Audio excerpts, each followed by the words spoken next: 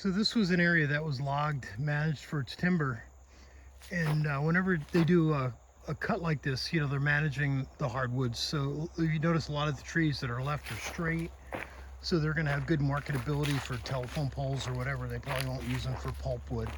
But I just want to show you something. This is kind of interesting. This is Chinese Paulownia. They are just a spectacular ornamental tree. They get about 120 feet tall. Capacity to grow 10 to 15 feet a year. They got those humongous leaves. Not much full color, but they have beautiful purple racemes, upright racemes, which is a flower type that are anywhere from like 14 to 16 inches high. And how beautiful the landscape is here. But they're an alien invasive.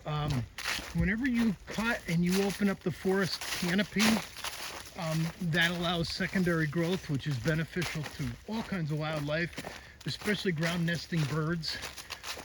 But also it becomes opportunity, and opportunity is often, there's another one, is often superseded with, you know, opportunistic species, and which include alien invasives. So you've reduced some of the natural competition, you've let sun in, so there's available sun, moisture, nutrients, and so you get these alien invasives come in. And it's true every part of the country. I don't care, upstate New York where I was living, we had the hemlock oleodelgits come in, and they were killing hemlocks, and they're type of aphid. And the next thing to come in after that was the Ailanthus, a tree of heaven, Ailanthus altissima, and another alien invasive. And again, I always talk about invasives and aliens. If they're alien, they're not from here. It doesn't benefit our wildlife, our bees, anything like purple loosestrife, things like that. Depending on where you are geographically, alien invasives are not good. They displace natives. They change the ecosystems and sometimes the environment. Depending on their emissions, you get leaves like that. They probably produce a lot of oxygen, which is good. But you know, there's a lot of negatives with it.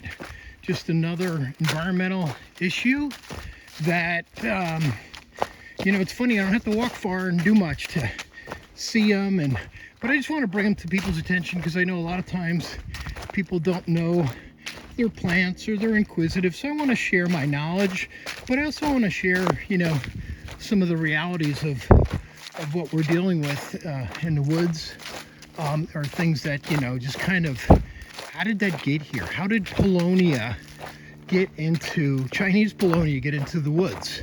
Well, some town nearby, somebody has it as an ornamental, and the birds probably eat the seeds, and you know if it's a car, where it's likely to go on your windshield or your roof after you wash it. But they're just releasing these seeds, and opportunistic species, the seeds are germinating in these open areas where they might not proliferate, where you know, it's like regular natural woods, like here where it's a little denser. There's an understory. They can't take the competition, but if you take the competition away from them, they're going to prevail. And probably, you know, forestry management would be to come in, rogue them out, spray them with herbicide, rip them out, and repeat and repeat and repeat, and just stay ahead of them and let native species proliferate and outcompete them. Again, this war battle is going on in the woods near you. In Florida, it's one of our most prolific is the Brazilian pepper. And as a plant, it's actually very striking, but it has just a way of taking over, being invasive, and just crowding out native species. So there's our little plant ponderance today, and how it environmentally affects things. Thanks for listening.